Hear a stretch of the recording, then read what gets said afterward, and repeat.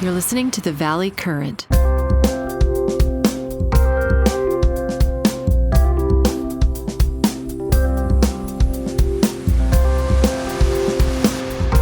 Jack. Hey, Francis, you look great.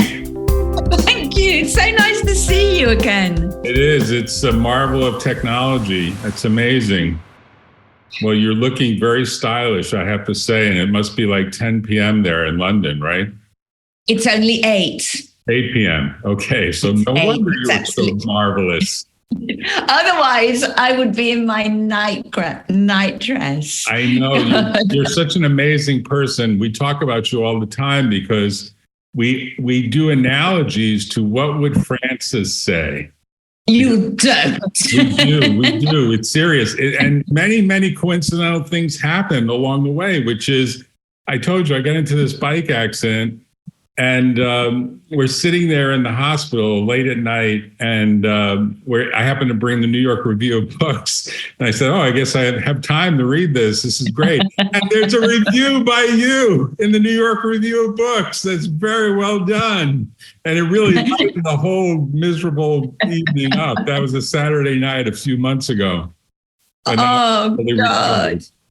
Well, I'm really, really glad that you had something to read. How are you feeling now? Have you recovered? I'm back. I can go through the gory details, but I think it's more important to talk about your work because it really is an amazing piece of work. But we also should mention that you're doing an online program, which I think everyone should do. I think Lee has signed up for it.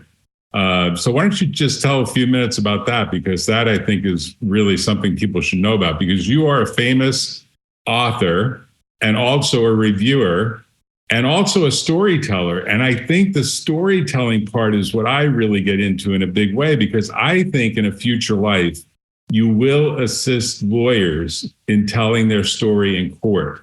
You will actually say to them, this story works, this story doesn't work, this is how you can improve it. This is what you should take out. This is what you should leave in. This is turning out to be a ginormous business in the U.S., as you can imagine. I think you've thought about doing this, so it might be a future. Well, that is, I have 2 responses. The first, I can't think of anything I find more interesting than that. And the second is, my God, did Bruce Ismay need that? I know. Bruce Ismay, who found himself heading up 2 inquiries and the witness stand of 2 inquiries after the Titanic, one in New York and one in London. He couldn't think of a single thing to say. He didn't know what his story was. Right. And what's amazing is those power struggles between owners and managers, which is the whole structure of the capitalist environment where capital goes in from an owner. And then a manager is supposed to manage and the owner is supposed to stay out. If the owner doesn't want personal liability, the owner is supposed to stay out. Those are called shareholders in the US or members of an LLC, depending on the exact structure. But it's the same idea. The separation of labor from capital or management from capital, that plays out all the time. That plays out every day of the week in multiple cases over and over again. And you captured that story in a book that I just was fascinated by. And I've actually told all my friends that are going through these power struggles, this is your story, read this book. And they're like, well, it was amazing. Yes. The fact that you found that interesting in the book was amazing to me, because when I started that book, I had absolutely no idea what I was going to discover. I just went into a dark tunnel and thought, well, I need to investigate J. Bruce Ismay, because he didn't say a single thing at either inquiries. He just answered sort of one syllable responses, and he must have been the only person on the Titanic who didn't have a story to tell about it. Everyone else who survived, 706 people survived the Titanic, and I swear every single one of them had a story to tell.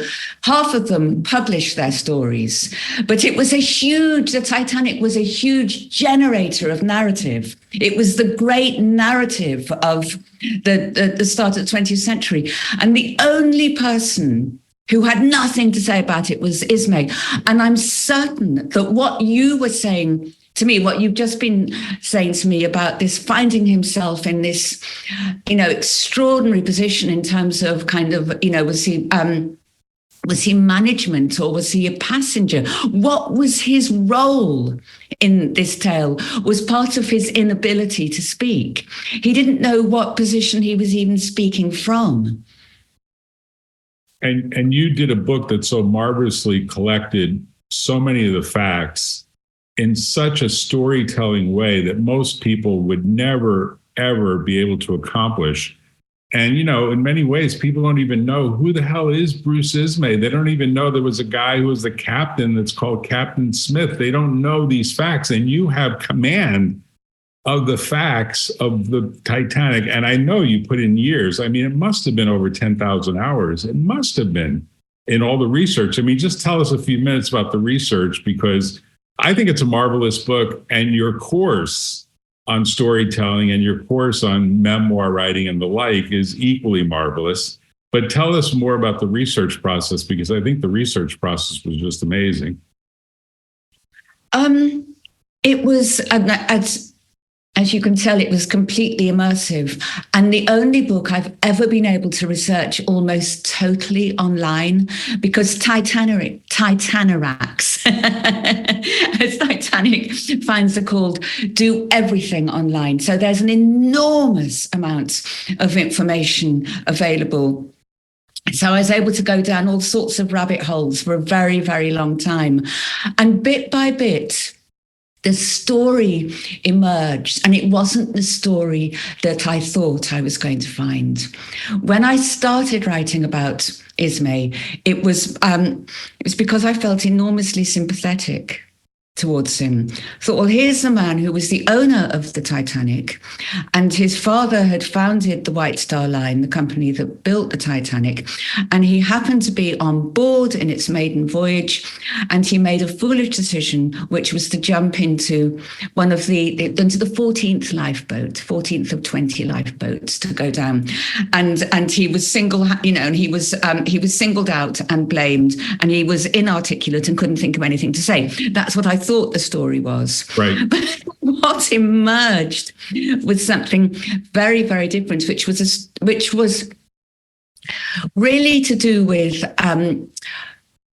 it was about the status of the Edwardian businessman, and much less to do with guilt and conscience than I thought it was, and much more to do with class, Englishness, class, a certain type of masculinity, upper private school educated men at the beginning of the 20th century.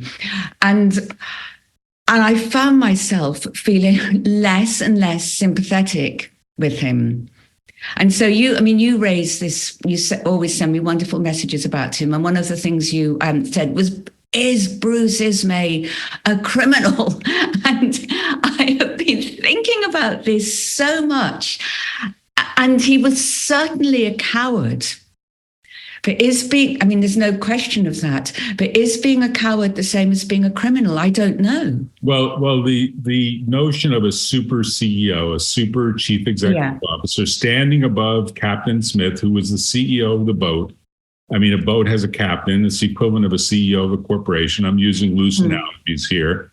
And the reality is the super CEO doesn't exist in the law. There is no concept for that. Chairman of the board is not the super CEO. Even a chairman of the board has to function with a board of directors, which is a group. It's like a group of judges. But the judges can only direct the CEO, and the CEO ultimately gets to decide whether to do it or resign, in which case a new CEO comes in. But the chairman or somebody who's pretending to be some sort of superpower, they don't take control. And the story that I think you uncovered very, very well is effectively he was directing the people that were running the ship to put it into high gear at a time that the captain viewed the ice field as just too dangerous. What you just said, this masculine, we have to get there the fastest time. This is the maiden voyage. We have to show that we're really, really on the money, and we're going to make great news. Well, they did make great news, but not with what he expected to happen. And he killed a lot of people along the way.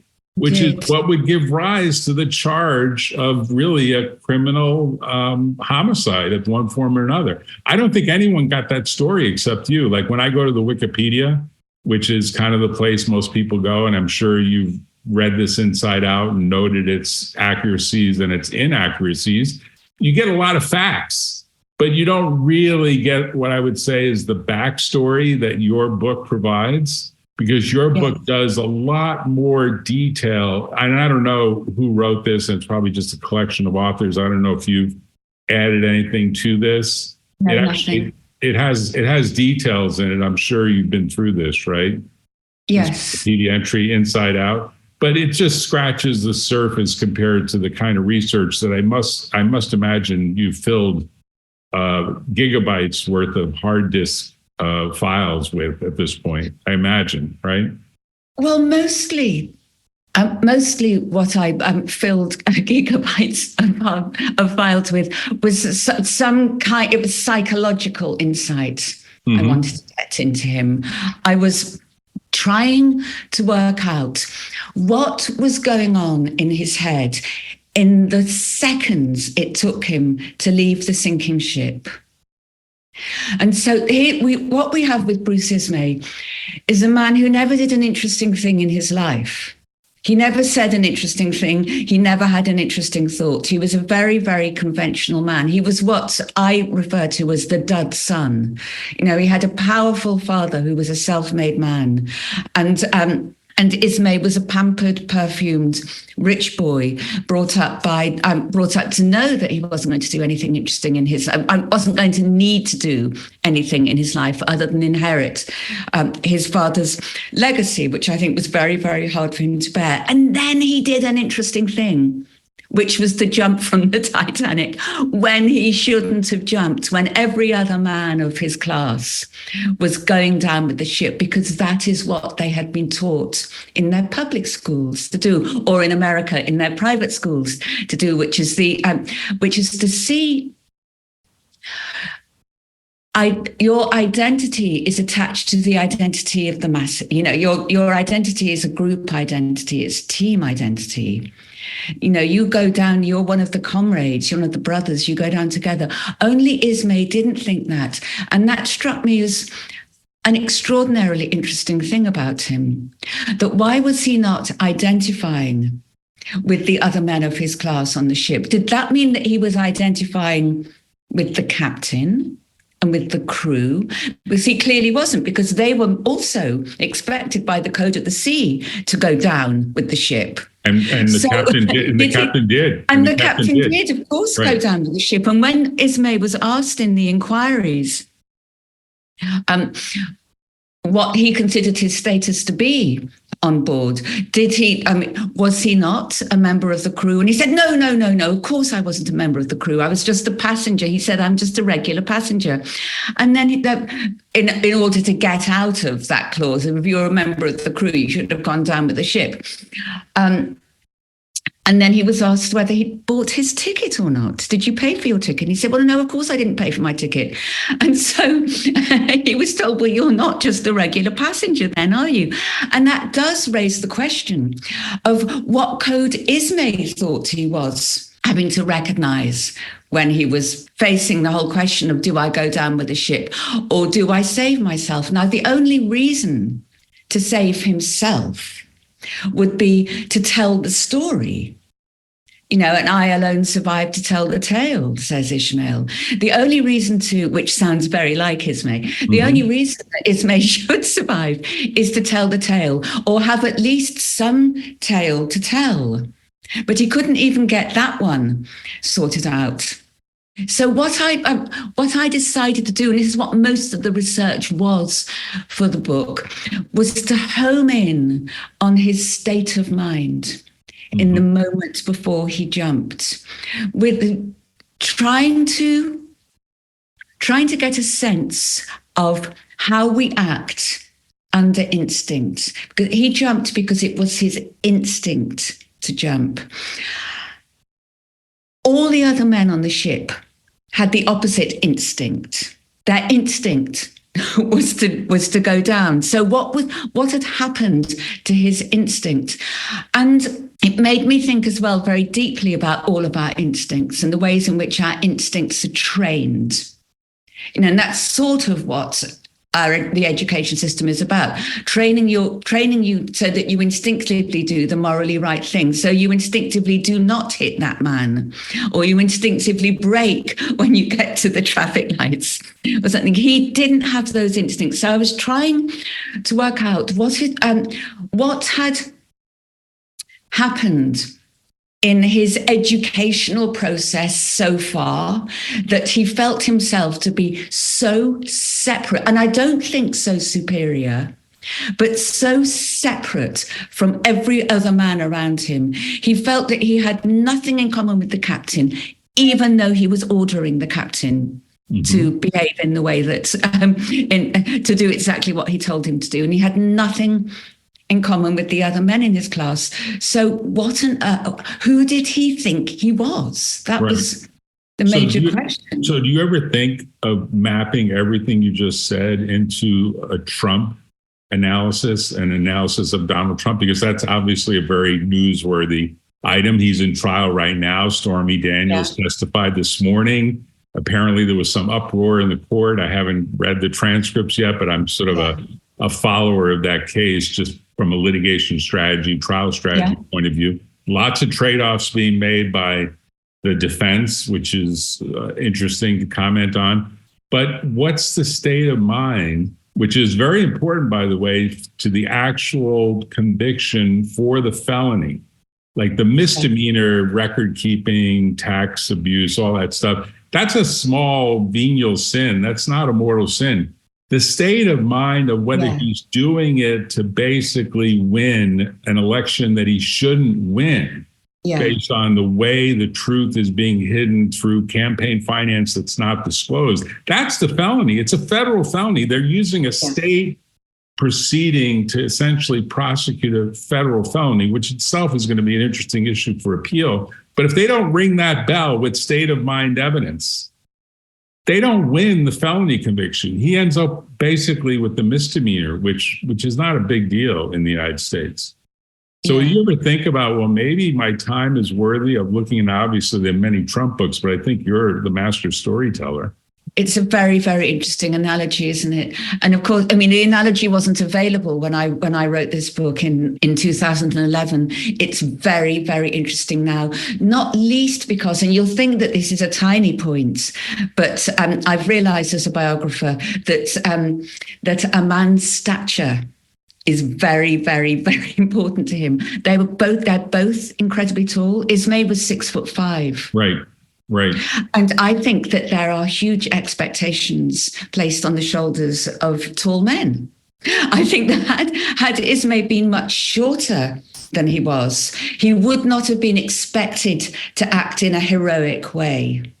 It would have been assumed that, of course, he was a bit of a coward because he was only 5'2" or something. But the fact that he was 6'5" meant that there were certain obligations to his brand of masculinity. I think that Trump uses his height to a huge extent, and Trump is also the pampered son of a powerful father. The analogies are there. The analogies are all over. The analogies are really there. What I wonder about is whether, I mean, Trump is evidently a Class A narcissist. And I don't know about Ismay. What I realized with Ismay, and it is very much what we see with Trump all the time now, but it shocked me when I realized this with Ismay, is that Ismay felt absolutely no shame or responsibility about the sinking of the Titanic. I assumed that he would do. And I was 3/4 of my way writing a defense of him when I came across a cache of, interestingly enough, because we're talking about Trump's trial, love letters that Ismay had written to another man's wife. a woman called Marianne Thayer, an American who was on board, on board the ship. Mm-hmm. And Ismay had met her on the voyage. The Titanic was 4 days into its voyage when it sank, as everyone knows. And he just met Marianne Thayer, and he fancied her, and he felt that she was attracted to him. And her husband died that night, and her son would have died because he went down with the ship, but he managed to survive by keeping hold of one of the propellers. Now, I discovered completely through chance the letters that Ismay wrote to Marianne Thayer after the Titanic went down. He was in England, unable to travel again to America because he was frightened. He'd become, obviously, for understandable reasons, very anxious about ships. And when I read these letters, I assumed that I would be discovering a man who had such a weight on his conscience that he was cracking in half. What I found instead was a man who had no conscience at all, who was filled with self-pity, who felt that the Titanic had gone down as an act of God. It had nothing to do with him at all. Why, he said, was anyone blaming me? And then at one point, he has the audacity and the absence of chivalry to say to Marianne Thayer, I mean, I was about as responsible as you for the sinking of the ship. And considering she'd lost her husband, that must have given her pause. And so here was a man who could only think about himself in terms of the tragedy. And I tried to think about, defend him by saying, of course, no human being can take on board the death of 1,500 people. Right. And the ruin of the lives of the 700 people who survived. He can't take that on board. It's a sublime overload. That's why he's only thinking in terms of self-pity. But I don't sadly think that's the case. I just think that he was an amoral man who lacked conscience because he didn't feel the need to have conscience because he was too rich and pampered. Well, the beauty of what your process is you're actually very fair. That is, you look at both sides. You do the work that most trial lawyers do. Most trial lawyers know the other side's case. Most trial lawyers try two cases in their head. They blueprint it in their head, male or female, same process for a good trial lawyer. They blueprint the other side's case, and they do kind of even take the perspective of the judge, which is, well, how's the judge going to look at this as well? So it's kind of three perspectives: their perspective, opposing counsel's perspective, and the judge's perspective. And of course, if there's a jury, the jury's perspective. But the first phase is usually a judge before you get to the jury. The jury is actually kind of a rare event in American trial practice. I had a partner that was a barrister. She was amazed that maybe 1 of 10 cases in America actually went to a jury. She said, oh, in England, and particularly if you're a barrister, it's like, 9 out of 10, we're going to go in front of a jury. Like this is just going to happen.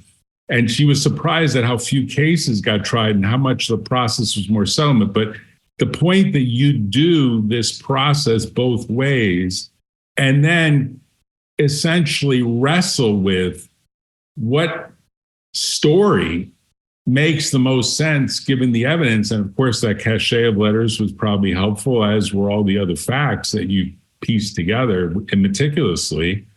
And I'm amazed by how much you compact into that book. And I should tell you, I actually read it twice because I read it once in paper. And then I started doing this bicycle exercise thing. So I listened to it on Audible. And I frankly more enjoyed listening to it on Audible. That doesn't say your writing is bad, your writing is great. But I just found myself getting more immersed into the story when you have it, particularly for me, when you're exercising, because I'm riding at like 22 miles an hour pretty fast on flat ground. So trying to keep this pace going and sort of getting into the storyline in some depth. So I recommend it more on Audible when I recommend it to people, and I recommend it often.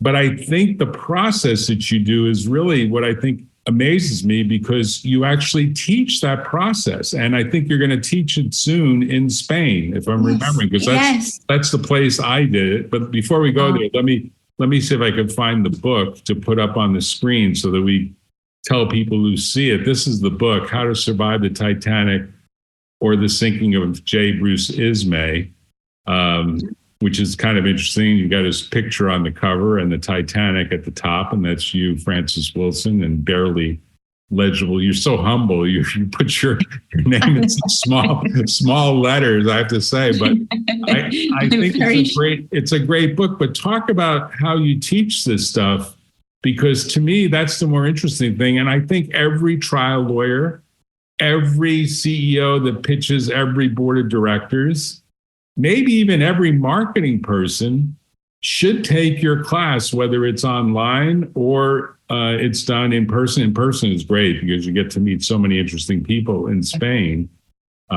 because that's where you do it. I imagine you could do it anywhere around the world, but you're doing it in Spain, right? Yes, we do it in a beautiful isolated house in the high in the mountains above Seville in Spain, and we have the house to ourselves, and so we can do a kind of deep dive immersion into the whole process of what we call life writing, which means writing about yourself or writing about someone else. And what I try to focus on is obviously structure. Not simply getting the beginning, middle, and end, but what happens when you get rid of the beginning and the end. What I did with Ismay, for example, was just wrote about the middle. I wrote about a crisis in the middle of his life and brought everything I could bear to that. So I think about the way in which people can restructure their story so they get rid of all the irrelevant bits. Right. So you don't have to, if you want to tell your own life story and there's only been kind of 5 years of interest, don't give us the rest, just home in on those 5 years. And I'm fascinated by structure and shape. I think, a story is a shape. So I help people to shape their narratives and then also to build character. And this is, again, something I think storytellers just take for granted, that character will just emerge, it'll just grow on a page. And it absolutely doesn't. You have to slowly build your character if you're writing about yourself, you have to get to know yourself a bit. And you can't write about yourself until you've really had a good long look in the mirror. And if you're writing about someone else, you normally come with a lot of prejudices about that person in the same way that I did about Ismay. So I work on breaking those prejudices down so you can see the people you write about as if for the first time. And I work on memories as well. If people are writing about themselves, they often say, autobiographers often say, I've had a really interesting life, but I've got no memories of it. And so, and my response to that is the fewer memories, the better.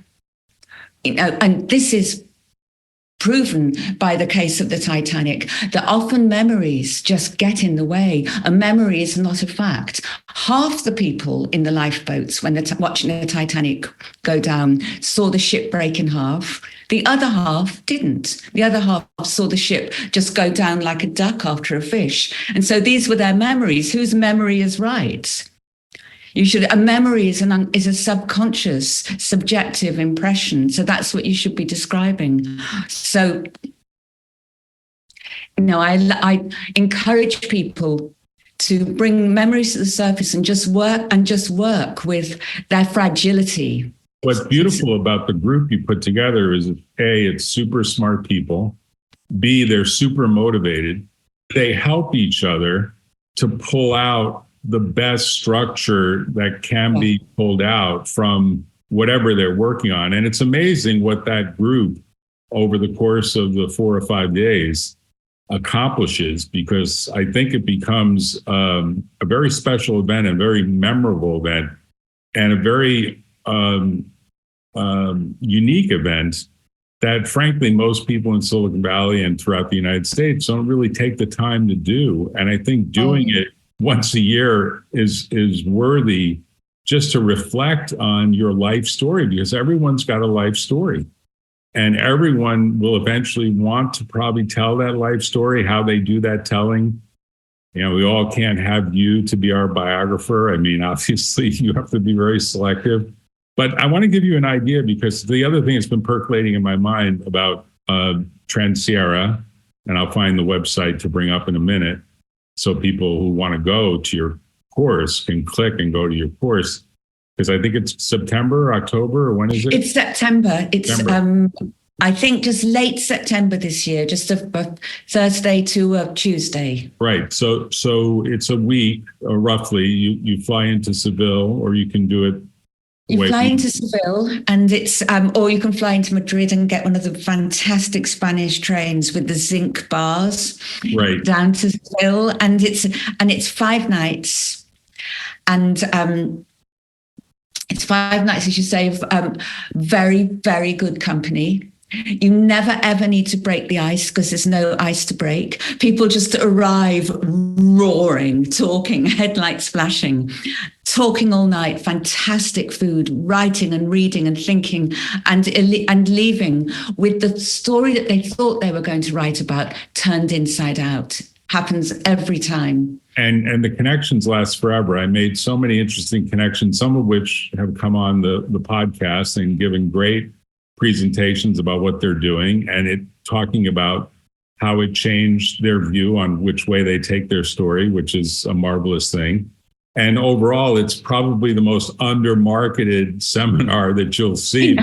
You guys are very subtle about your marketing, but but let me give you the idea, because I want to end with this idea and maybe have you on again if you think the idea has any worth.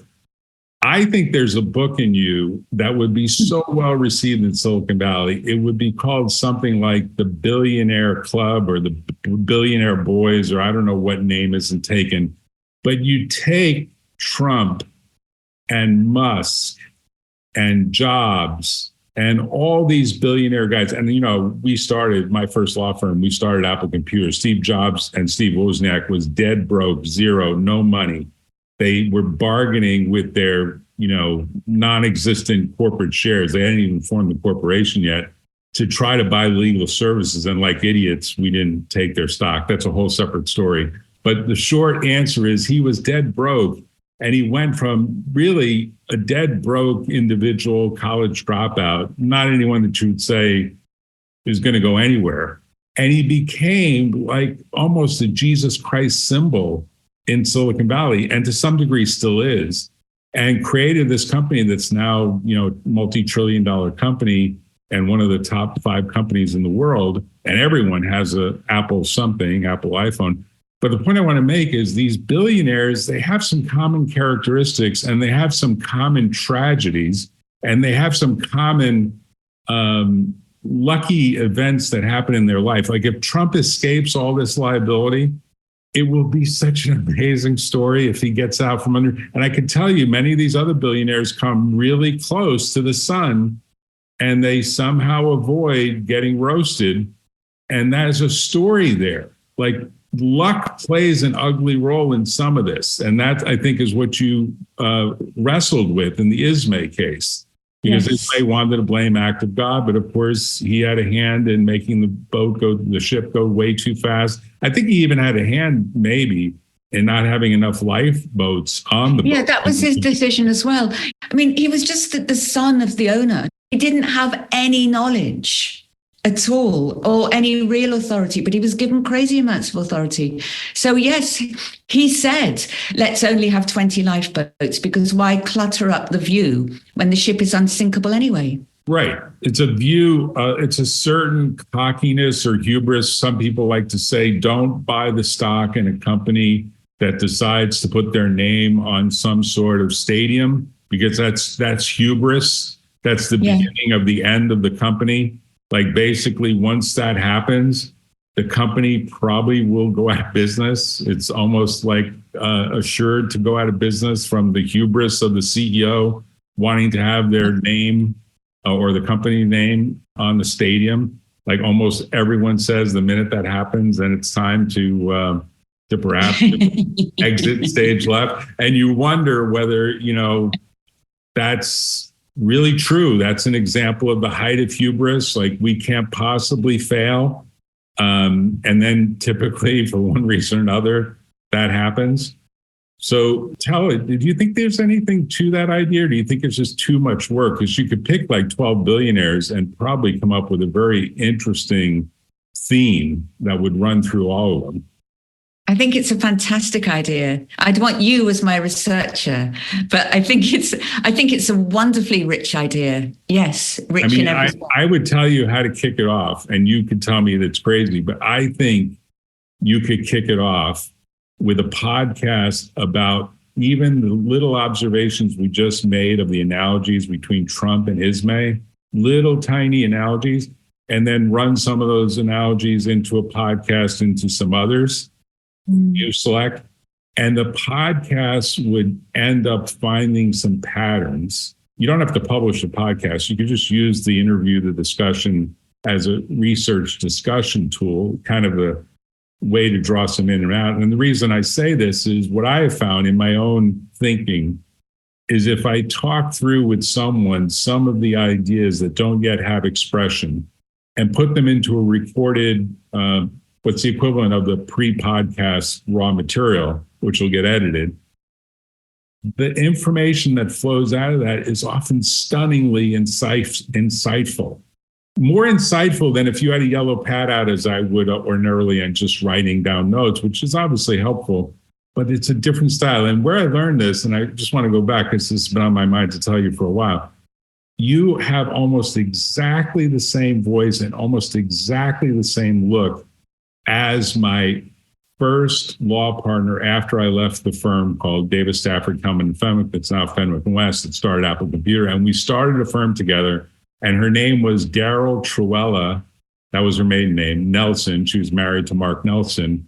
She was the barrister who became my partner, and you are almost a look-alike and sound alike to her. I have to tell you, and your logic is as compelling. If I showed you pictures of Daryl, very beautiful, just like you are, very intelligent, just like you are, very energetic, and an exceptional thinker, an exceptional trial lawyer on her feet. I mean, you can throw anything at her. We have not scripted this at all. We're doing this all with authenticity. And there's no pause. It's immediate. You can just respond on the fly. And that was Daryl as well. So I want to congratulate you because there are very few people in the world that I've met that come close to Daryl, but you are one of them. And in a future life, I'm sure you will be a barrister in England at some point.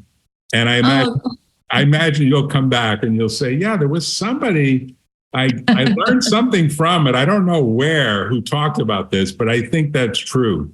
And so I want to congratulate you on the book. I want to congratulate you on the course. I do want to show people very quickly, because you can use this. This is what the 49 photographs of, and I'll try to get them in some order here if I can. This is the state that's owned by a good friend of yours and now mine, who runs it in Spain, where the workshops occur. It's very elegant. The rooms are very elegant. The food is exceptional. It has a pool. It has great weather. Even that time of the year, I think, is great. It's got great. Wonderful in September, yes. It's just amazing. And I'm doing this really because I think you should give this podcast, when I send it to you along with these slides, the YouTube version of it, to your marketing people and say, hey, why don't we use some of this? You can cut and paste it or do whatever you want. But it's got a great bar. It's got, just an unbelievable assortment of wine. And the food, of course, is fantastic. And the company is fantastic. And you, as the leader, is a once-in-a-lifetime experience. Just really is. And I'm just amazed in many ways that you haven't yet done a TED Talk about your work, because that's the other place, of course, thought leaders go to. And maybe this billionaire boys or billionaire girls, maybe there's a version that's female. I don't know. I haven't yet seen that. I think females tend to be a little smarter than most men and don't suffer from the same ego problems. But in general, I think there's another book here that lands in a big way in Silicon Valley. And from there, it just takes off like a rocket. And unfortunately, Donald Trump probably has to be in it, or maybe fortunately, he has to be in it, but with a completely different slant.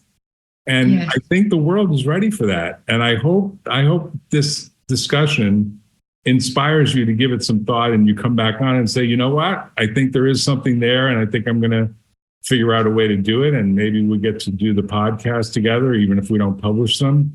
And there's some fun that gets created out of this. And you will teach this course eventually of what is the disease that infects these billionaires that ends up having some of them completely crash and burn. And then some of them become great philanthropists, as Bill Gates, whose marriage is now crashed and burned for reasons that are very similar to Trump, but who has become a great philanthropist and apparently is going to be probably a very memorable person from a philanthropic point of view. And that's not, most of these other billionaires don't fall into that category. It's such interesting material. I agree. My head's exploding. Well, give it some thought, and at some point come back to me and tell me why it's wrong, and tell me how it can be improved, or tell me, like, just doesn't interest me, and I'll give the idea to somebody else. But you would be my absolute first choice for this idea. Absolute first choice.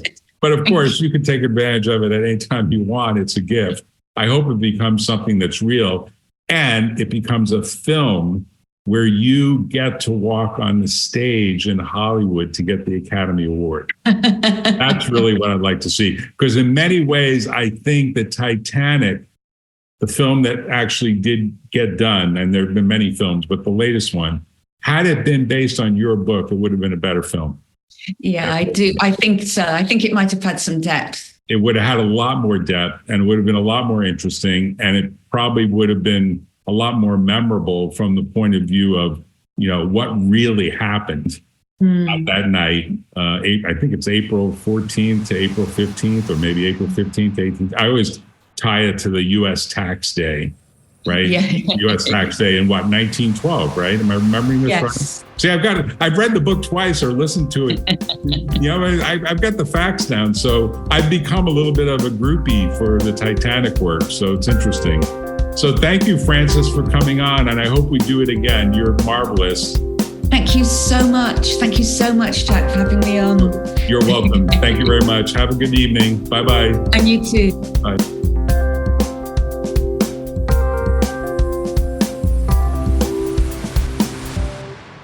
Tune in next time on The Valley Current.